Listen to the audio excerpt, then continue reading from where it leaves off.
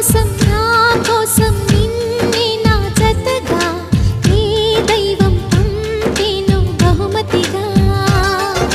నిన్ను నన్ను కనవేసే ప్రేమే సాక్షిగా, కన్ను కన్ను కలబోసే కలలే పండగ.